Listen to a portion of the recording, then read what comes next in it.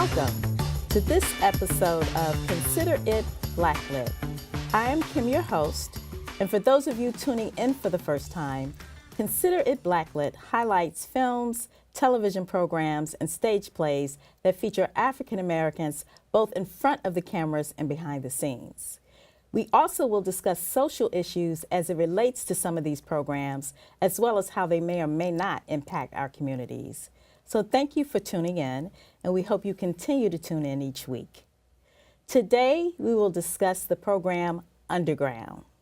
Underground premiered last year on the WGN American Network, and it is about a group of enslaved people who are on a plantation, and they hatch this plan to escape that launches them on this journey on a 600-mile trek to freedom. Let's take a look at the clip. You a troublemaker, and you got an itch. You planning something. I need to know now who's in, who's out. I know you was planning to run.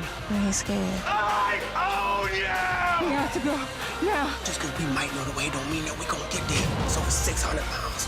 We gonna have to fight for every step. Seen any runaways around here? You know I wouldn't tell you if I had. So now we getting white folks involved in this mess too. We can make a real difference. Help me. Only thing hated more than a runaway slave is those that were there aided. Run! I gotta do what I gotta do. That's what I'm facing, black in my face. I gotta do what I gotta do. I pray to God, he never came. I'ma do me, I'ma do me. That's in my blood, I'll never change. This is the toast of the underdogs. Now we doing it our way. You wanna go back? Then go. I ain't ready to give up yet. My plan works. Funny thing about plans, they always changing. Set a fire to it for my amusement. Do whatever it takes to get her free. We have to protect our cargo. This is the toast of the underdogs. Now we doing it our way. I wanna be counted. It's our hands that built this country. Our blood that's running through the heart of it. Ain't no going back. Not for any of us. So today my guest is Erica Strobel. She's a wardrobe stylist, but she also is a huge fan of this program Underground like I am. But before we dive into the actual discussion, let me give you a little bit of facts about the program for those of you who may not have seen it. It is executive produced by John Legend. It was created by Joe Picaska and this young talented sister, Misha Green. She has also worked on television shows like Sons of Anarchy, Heroes, and Spartacus, and many other shows. So she's been in the business for a while. It stars Journey Smollett-Bell, a house servant named Rosalie. It also stars Amira Van, Ernestine, who is also a house servant. She's actually the head house servant, but she's also Rosalie's mother. It stars Aldous Hodge. Many of you may know him as the husband of Janelle Monáe's character in Hidden Figures, as well as DJ Ren in Straight Outta Compton. He's also a field servant, and his name is Noah. Alano Miller plays Cato, and for lack of a better title, I call him the overseer's assistant. Michael T. Williamson is also in the first season, and many of you may know him from Forrest Gump. He was in Waiting to Exhale, but he plays the resident preacher on the plantation. And there's many other people of color in there. I mean, it's actually a great show. But let me just do a disclaimer. At the time that we're taping this show, the second season hasn't started. But when you see this program, you'll be well into a few episodes of the second season. So a lot of things that we discussed today will have to do with the first season. So if you haven't seen it, I'm just telling you now, it's a spoiler alert, okay? So let's just get into it. When I first talked about this program to other people, I got some responses saying that, you know, I don't want to see another slave movie. And I understand it, because when I saw 12 Years a Slave, it was a great movie. I liked it, but it was very painful to watch. Mm-hmm. So that's not a film that I want to see over and over again. So some people kind of got turned off about it. But because it was attached to John Legend and I'm a huge fan, I wanted to see, what he was attaching his name to. Yeah. So why don't you tell me, what was your thought when you first heard about this series being based on slavery? Yeah, I had the same feelings as you did. Like, oh, I don't want to see another slave movie or another slave narrative.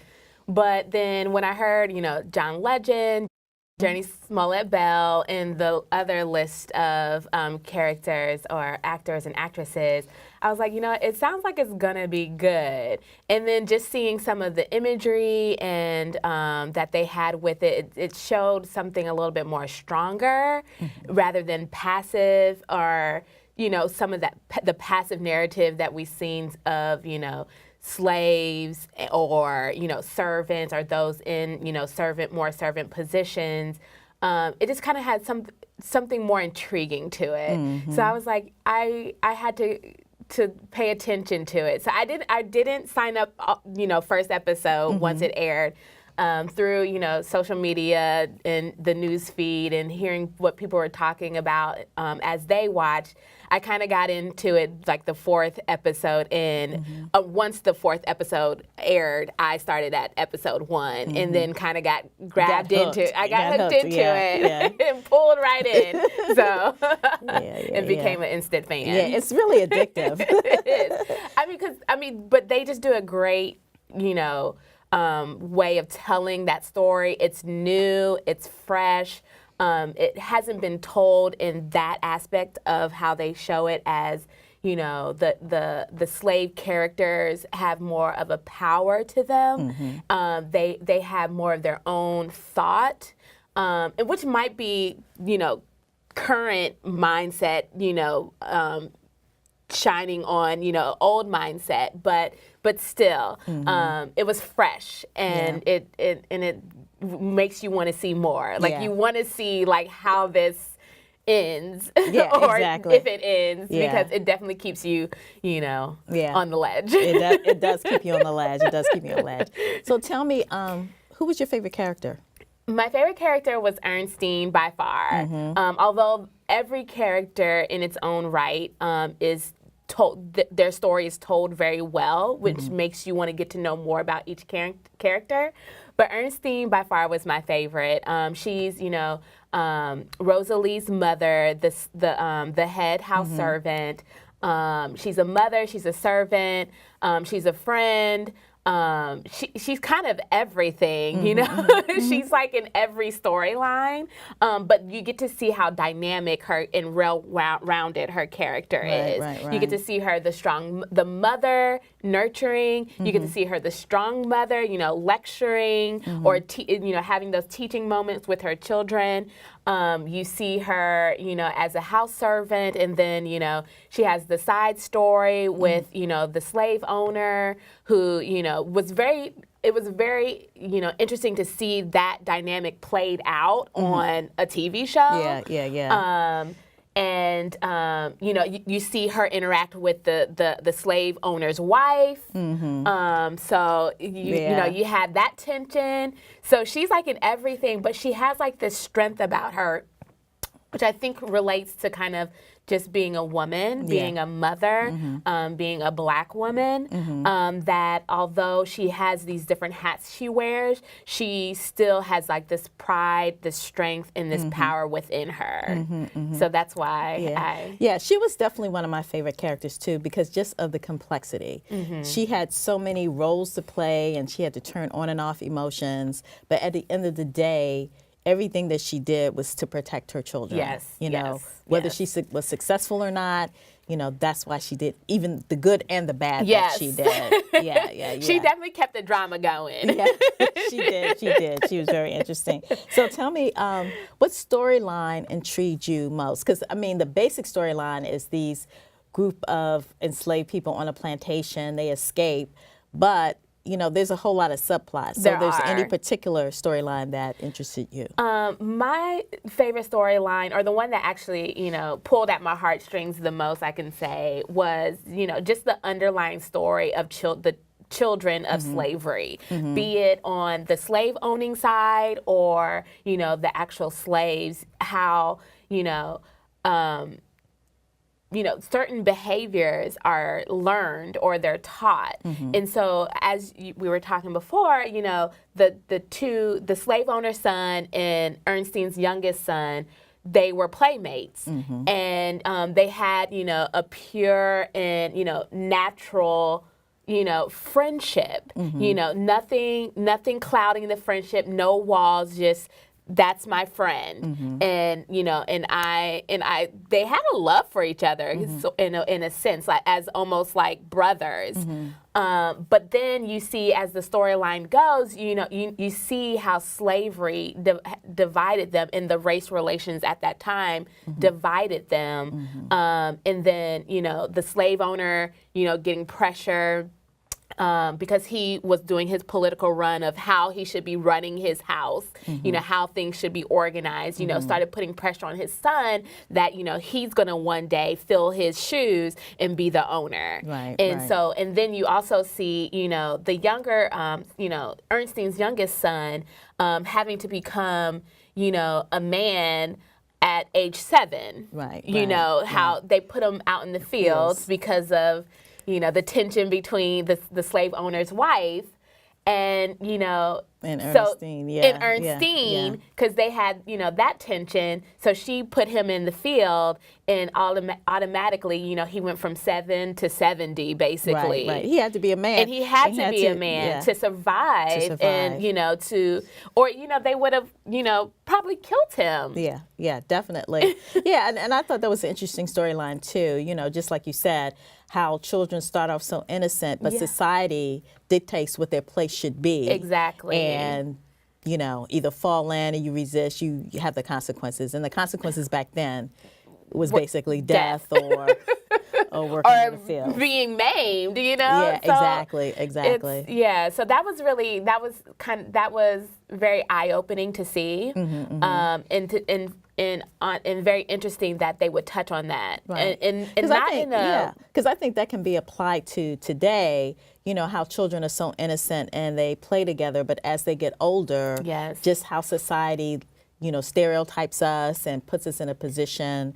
So sometimes children are led in a certain direction and they drift apart as opposed to being unified. Exactly. So, that was a good demonstration of that. I want to go back to Ernestine a little bit and her relationship with the slave owner.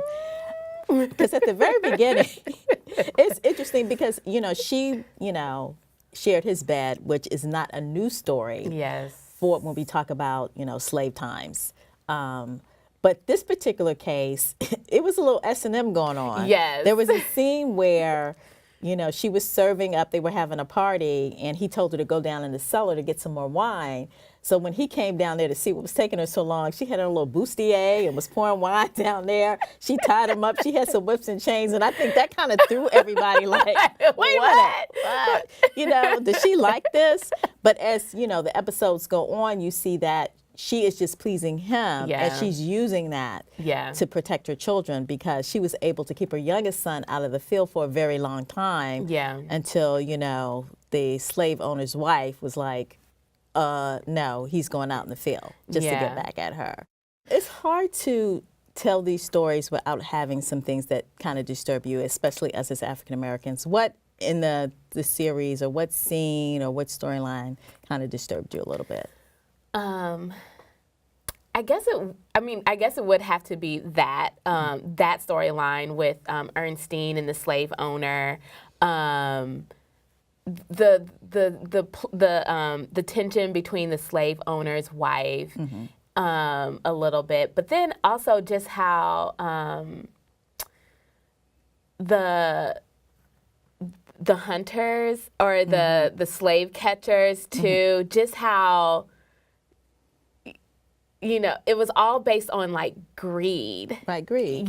Greed and money and power and like just, I guess it's like the overall thing. It's like they're truly going after these, men and women. Like they're animals. They're animals, like hunting them in the forest and all because of, greed. And people were like, that was their living. They were living off of finding slaves and returning them. Then, not even treating them like, like, oh, well, here's your slave. No, like it was like a fight, basically. And just how that was like, became like this like alternative industry off of slaves. Yeah. So Yeah, that's disturbing. Yeah. So, you know, when you tell these stories, there's a lot of disturbing things, especially the lynchings are always disturbing. But one thing that really touched me was when Ernestine actually had to poison her friend. So the storyline for that was Pearlie Mae is her name. She was part of the original people on the plantation who tried to escape, but she got caught. Yes. But her husband and her daughter were able to escape. So when they caught her, they tried to get her to reveal where they were going by saying that they would offer her daughter freedom. But Ernestine was like, my daughter's with them. No, don't tell. Don't believe them. But Pearlie Mae was like, well, I don't know if I could believe them. So Ernestine was like, I don't know if she's going to tell or not, so I'll just poison her. I know, I mean, it was just like, but it really touched me because they grew up on the plantation together, and, you know, they probably were close and like sisters. It's like me saying, you know, you're going to tell on my child, I'm going to have to poison you, Erica, you know, so. Yeah. And I'm sure that there were situations back in the day where you had to do that to protect your own. And the fact that you were forced to be in that situation. Yeah. It was all about survival. Yeah, it's all about survival. It was just really disheartening to me. Well, let's talk about the character Cato. Like I said, I gave him the title of the overseer's assistant.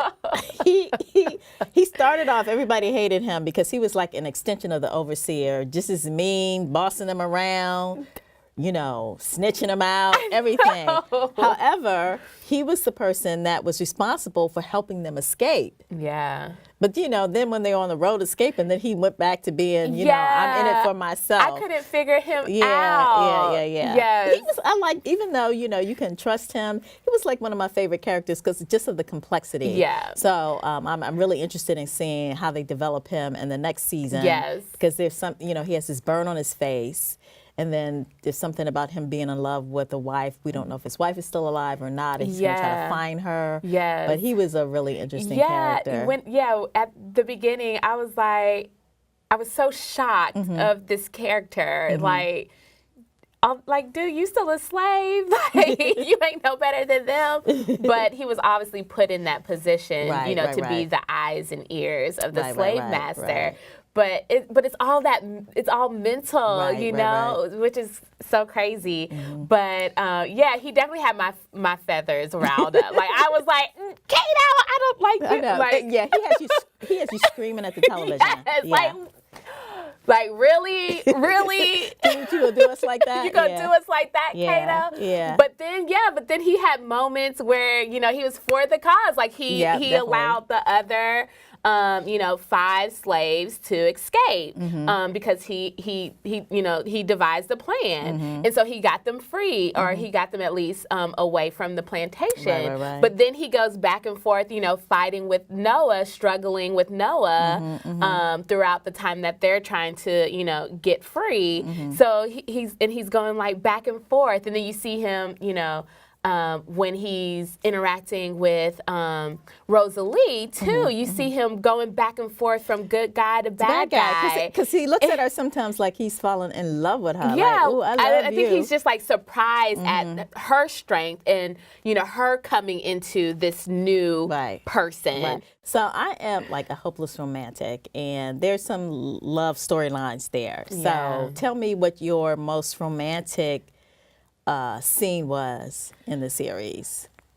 My most romantic scene, I guess when they're like towards the end, where, both obviously Noah's character and Rosalie's character, their chance meeting, I guess, in the beginning of the show develops throughout the show. So at first they meet, and then there's like the enticement of, like this bad guy. And then like, he kind of saves her when, she has to struggle with the with the driver. And then throughout you see their relationship kind of budding, I guess you can say. So it was like kind of at the end where and she's in the tub. And he, Yeah. They kind of consummate their relationship. Yeah, and it's like, okay, we're official, we're dating. Yeah, I like. So I just liked how it progressed. Yeah. And then you have like those moments of, well, are they, aren't they? And like, what is it going to be? Is it going to be something? And then, at the end or towards the end of the season, it like really solidifies. Yeah. I think in their relationship, the most romantic scene that I've liked was when they actually escaped. Because remember, initially, she was not going to go with them. Yeah. Because she had a comfortable in the house, living in the house. She didn't know what was out there. Yeah. And she'd rather just stay put under the protection of her mother. Yeah. But that night, when the overseer tried to rape her, Yeah. and she had to stab him in the neck, she comes running out the overseer's house, and Noah's walking by, doo-doo-doo-doo-doo. And she's like, we gotta go. He's like, go where? We gotta run now. He's like, well, I'm not planning to do that till next week. And then he looks at her. I think there's a little blood on her. He looks at the house, and he realized what's going on, and he just takes her hand, and he starts running. Yeah. And to me, that was so romantic because he, got rid of all his other plans to save her. And they weren't even really deep into a relationship, if that's what you want to call it. Yeah. It was just like, I'm going to sacrifice everything to save this woman, my woman. Okay, we're going to run. Woman. We're going to figure it out later. We're going to say, so let's talk a little bit about, there was a white couple on there, the abolitionist, which was very interesting because the abolitionist, it was a couple, and the husband was the brother of the plantation owner. And they had a very complicated relationship. The plantation owner's brother and his wife, they couldn't have any children. Yeah. And there was a lot of, I think initially she wasn't down for being an abolitionist because she thought it was too dangerous. But there was a scene in there where she was at a party at the plantation owner's house, and she looked up, and there was a little boy fanning. And she just saw him sitting there fanning, and that was his role, to sit there and be just basically a human fan. And I think that the fact that she couldn't have children, it really touched her. And then that's when she turned into like, you know what, we have to do something to help them. Yeah. So tell me a little bit what you think about the couple, because there was a lot of things that happened. Yeah. Yeah. Yeah. There was a lot of things going on in general. But yes, I really like them, it kind of was like, okay, there is hope, that, and also like it takes everybody to change minds and hearts. Like, obviously, like the slaves needed someone to be on their side, to get to freedom, to help them, They needed somebody with resources. They needed somebody with the resources, exactly. And their story and just how, I liked how they showed them as a loving couple, and that they were very supportive of one another. Although not at first, on her wanting to, be a part of, holding, runaway slaves in their house and being a part of, the Underground Railroad. But I think it was, her coming into her own about, having children, and then, her husband was like, okay, I'm going to be there for you. I'm going to support you through this, and we're going to do this. And then it became a cause of her own, where she really, truly was, faced with it. Once the daughter got there, and yeah, the little girl. The little girl. She was by herself when she got to. Yeah. And then she was like, okay, this is now very real for them. And she herself as a woman, like the women in this show really had to face a lot of things as a woman, because when their friend, or her old, I guess it was like her old friend or love interest came to her, and she had to sacrifice, or she felt she had to sacrifice with her body to, maintain, I guess, this, the safety to protect the little girl who she found. The little girl, and then also, what them as a couple had decided that they're going to do to help this cause of, freeing slaves. Exactly. So I know. it was crazy. Yeah. You can tell we get really excited about this. I know. It was just it's a lot. It's a lot to explain because there's so many dynamics and stories behind each individual character. You know, we didn't talk about, let's talk about Christopher Maloney's character. Many of you may know him from Law and Order, but he plays this bounty hunter yes. In the series. And it's so funny because at the beginning you think he's a good guy because it looks like he is trying to help the escapees get to freedom. But that's his trick, to capture them and turn them in and get the bounty. It is bananas. Yeah, I want to hate him. You know, I loved him on Love and Order, and it's like I wanted to like him, but I'm like, dude, you gotta go. And he gets shot, he gets hit on the head, and he keeps coming back. Like he cannot die. He's like, die already. Oh, well, as you see, we're running out of time. You can see Eric and I are so super excited. Watch it. So with closing words, if you had to convince somebody to watch it, give me one sentence. What would you tell them about the show? Fresh? New. Yeah. A fresh, new outlook on, the whole, history of slavery, and, the road to freedom, I guess you can say.